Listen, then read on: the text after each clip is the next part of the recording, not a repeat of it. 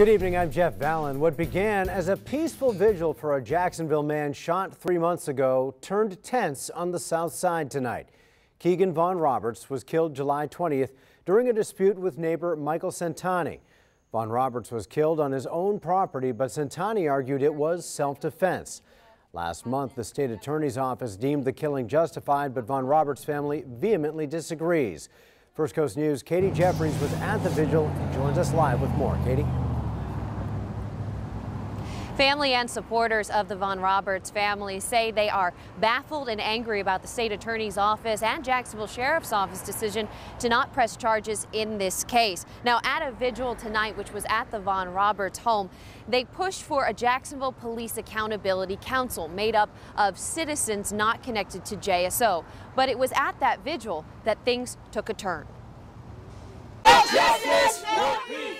In the spot where Keegan Von Roberts was killed, supporters of his family stood, still very angry that no charges have been pressed against the man that killed him, Michael Centani. Both Von Roberts and Centani were licensed gun carriers and armed at the time. And authorities say Centani walked across the street to confront Von Roberts while he was in the vehicle with his wife. A fight ensued and Von Roberts was shot and killed. Despite prosecutors calling it an odd decision to confront a neighbor at midnight, the state attorney's office called the killing justified, a decision the Von Roberts family and supporters strongly disagree with. Many in the crowd saying they believe race was a factor in the decision and calling on the city to create a police accountability council so a panel of citizens can look into such decisions. As the sun was setting, though, a woman who did not give her name appeared in the Centani's driveway, and things took a very tense turn.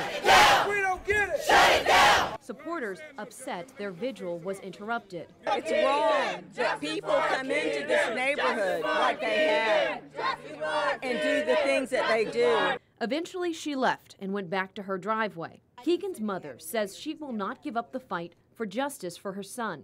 And I asked Melissa Nelson, you go home to your children. Mine laid there and died. I have to carry mine on my shoulder. That's all I have of my son. And my granddaughter I buried. So it's not a joke to me. It may be a joke to them. And continuing to work on changing stand your ground laws.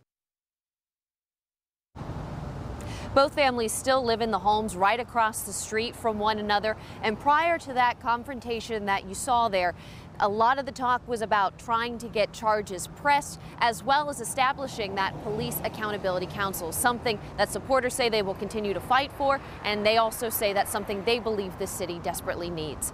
First Coast News, Katie Jeffries on your side.